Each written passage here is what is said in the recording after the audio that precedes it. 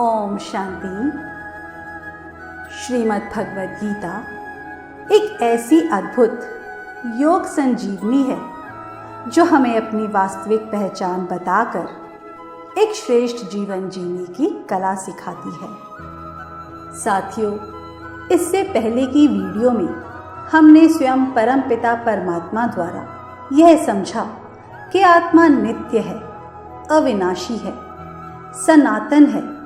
यह हमेशा से थी और हमेशा ही रहेगी तथा 5 तत्वों का यह शरीर देह की आयु पूरी होते ही वापस 5 तत्वों में ही मिल जाएगा। तो इसलिए श्री कृष्ण अर्जुन को समझाते हैं कि तू इस सब के लिए शोक ना कर और युद्ध के लिए खड़ा हो जा।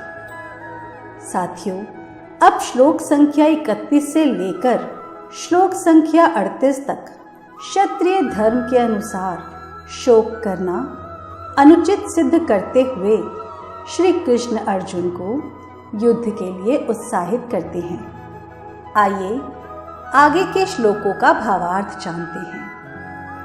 31वें श्लोक में श्री कृष्ण अर्जुन से कहते हैं कि अपने धर्म को देखकर भी तू भय करने योग्य नहीं है, यानी तुझे भय नहीं करना चाहिए, क्योंकि क्षत्रिय के लिए धर्म युक्त युद्ध से बढ़कर दूसरा कोई भी कल्याणकारी कर्तव्य नहीं है।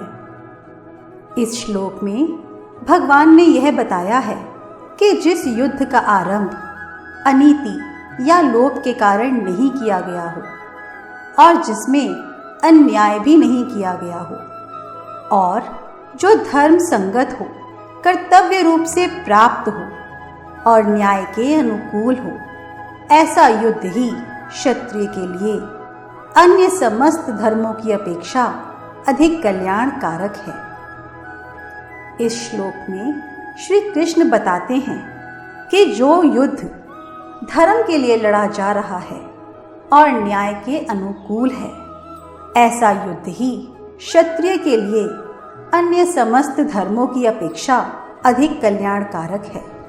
क्षत्रिय के लिए इससे बढ़कर दूसरा कोई भी धर्म नहीं है, क्योंकि धर्म के लिए युद्ध करने वाला क्षत्रिय अनायास ही इच्छानुसार स्वर्ग को प्राप्त कर सकता है।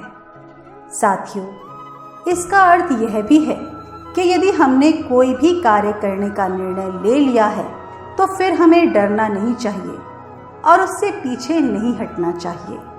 हमें उस कार्य को करने में अपना हर तरीके से 100% देना चाहिए। 32वें श्लोक में श्री कृष्ण अर्जुन को कहते हैं, हे पार्थ, अपने आप प्राप्त हुए और खुले हुए स्वर्ग के द्वार रूप इस प्रकार के युद्ध को भाग्यवान क्षत्रिय लोग ही पाते हैं। श्री कृष्ण यहाँ पर समझा रहे हैं कि तुमने यह युद्ध जानबूझकर खड़ा नहीं किया है।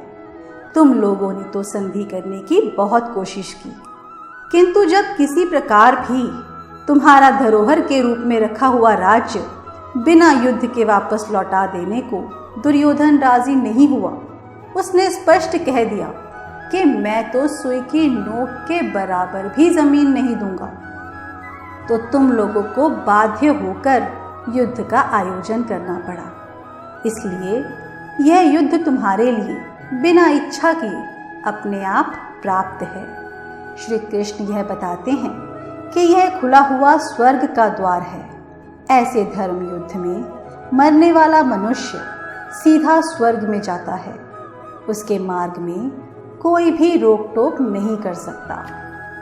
साथियों, हमें भी अपने जीवन में अगर किसी भी चुनौती का सामना करना पड़ता है तो उससे घबराइए मत, पीछे मत हटिए, बल्कि डटकर सूझबूझ से उस चुनौती का सामना कीजिए। इस प्रकार धर्म के लिए युद्ध करने में लाभ दिखलाने के बाद अब उसे ना करने में हानि दिखलाते हुए भगवान अर्जुन को युद्ध के लिए उत्साहित करते हैं और 33वें श्लोक में कहते हैं, यदि तू इस धर्म युक्त युद्ध को नहीं करेगा तो स्वधर्म और कीर्ति को खोकर पाप को प्राप्त होगा। अर्थात अगर तूने युद्ध के लिए इस समय मना कर दिया तो इससे बड़ा अपमान, इससे बड़ी बेइज्जती कोई हो नहीं सकती। इससे अगले श्लोक में श्री कृष्ण कहते हैं, सब लोग तेरी बहुत काल तक रहने वाली अपकीर्ति का भी कथन करेंगे और माननीय पुरुष के लिए अपकीर्ति मरने से भी बढ़कर है। इसका अर्थ यही है दोस्तों कि जो पुरुष संसार में प्रसिद्ध हो जाता है, जिसे बहुत लोग श्रेष्ठ मानते हैं, ऐसे पुरुष के लिए अपकीर्ति मरने से भी ज्यादा दुखदाई होती है। श्री कृष्ण अर्जुन को यहाँ पर समझा रहे हैं कि जब वैसी अकीर्ति होगी तब तुम उसे सहन ना कर सकोगे, क्योंकि तुम संसार में बड़े शूरवीर और श्रेष्ठ पुरुष के नाम से विख्यात हो। स्वर्ग से लेकर पाताल तक सभी जगह तुम्हारी प्रतिष्ठा है। 35वें श्लोक में श्री कृष्ण कहते हैं कि जिनकी दृष्टि में तू पहले बहुत सम्मानित होकर अब लघुता को प्राप्त होगा, वे महारथी लोग तुझे भय के कारण युद्ध से हटा हुआ मानेंगे। साथियों, श्री कृष्ण अर्जुन को यहाँ पर यह समझाने का प्रयत्न कर रहे हैं कि हे अर्जुन, ये महारथी जो तुम्हारी बहुत प्रतिष्ठा करते आए हैं, तुम्हें बड़ा भारी शूरवीर, महान योद्धा और धर्मात्मा मानते हैं, वे तो यही समझेंगे कि ये भयभीत होकर अपने प्राण बचाने के लिए युद्ध का त्याग कर रहा है। युद्ध का त्याग करने से तुम उनकी दृष्टि में गिर जाओगे, वे तुमको कायर समझने लगेंगे। 36वें श्लोक में श्री कृष्ण अर्जुन को कहते हैं कि तेरे वैरी लोग तेरे सामर्थ्य की निंदा करते हुए तुझे बहुत से ना कहने योग्य वचन भी कहेंगे, उससे अधिक दुख और क्या होगा। मित्रों, आप अपने आसपास देखिए, ऐसे लोगों की कमी नहीं होगी जो आपको सदैव नीचा दिखाने का प्रयत्न करते रहते हैं। हमें किसी को भी ऐसा मौका स्वयं बिल्कुल भी नहीं देना चाहिए जिससे वे हमारे सामर्थ्य की निंदा करें। हमें हर कदम बहुत ही सोच समझ कर उठाना चाहिए। साथियों, इस प्रकार हानि का वर्णन करने के बाद अब भगवान युद्ध करने में दोनों तरह से लाभ दिखलाते हुए अर्जुन को युद्ध के लिए तैयार होने की आज्ञा देते हैं और 37वें श्लोक में कहते हैं कि या तो तू युद्ध में मारा जाकर स्वर्ग को प्राप्त होगा अथवा संग्राम में जीतकर पृथ्वी का राज्य भोगेगा। इस कारण हे अर्जुन, तू युद्ध के लिए निश्चय करके खड़ा हो जा। साथियों, हमें कभी भी अपनी लाइफ में आने वाली चुनौतियों से मुंह नहीं मोड़ना चाहिए, बल्कि अपना 100% एफर्ट देना चाहिए। यह बिल्कुल भी नहीं सोचना चाहिए कि हम जीतेंगे या हारेंगे, क्योंकि अगर जीत गए तो बेहद खुशी तो होगी ही, लेकिन अगर हार भी गए तो एक सेटिस्फैक्शन रहेगी कि हमने अपनी तरफ से पूरी कोशिश की थी और कोशिश कभी भी बेकार नहीं जाती। साथियों, कोशिश भी हमें एक नया तजुर्बा, एक नई सीख देकर जाती है। यहाँ पर श्री कृष्ण ने अर्जुन को समझाया कि तुझे युद्ध जीतने पर स्वर्ग की प्राप्ति होगी, किंतु अर्जुन ने तो पहले ही कह दिया था कि इस लोक के राज्य की तो बात ही क्या है, मैं तो त्रिलोक के राज्य के लिए भी अपने कुल का नाश नहीं करना चाहता। इसलिए जिसे राज्य, सुख और स्वर्ग की इच्छा भी ना हो, उसको किस प्रकार युद्ध करना चाहिए, यह बात अगले श्लोक में श्री कृष्ण बतलाते हैं और कहते हैं कि जय पराजय, लाभ हानि और सुख दुख को समान समझकर उसके बाद युद्ध के लिए तैयार हो जा।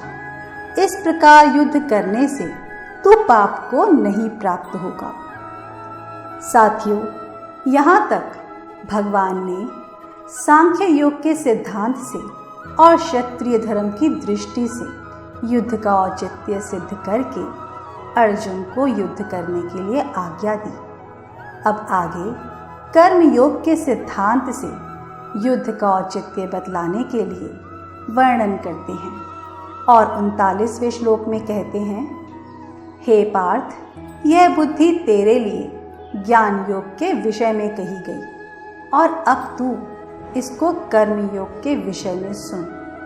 जिस बुद्धि से युक्त हुआ तू कर्मों के बंधन को भली भांति त्याग देगा अर्थात सर्वथा नष्ट कर डालेगा।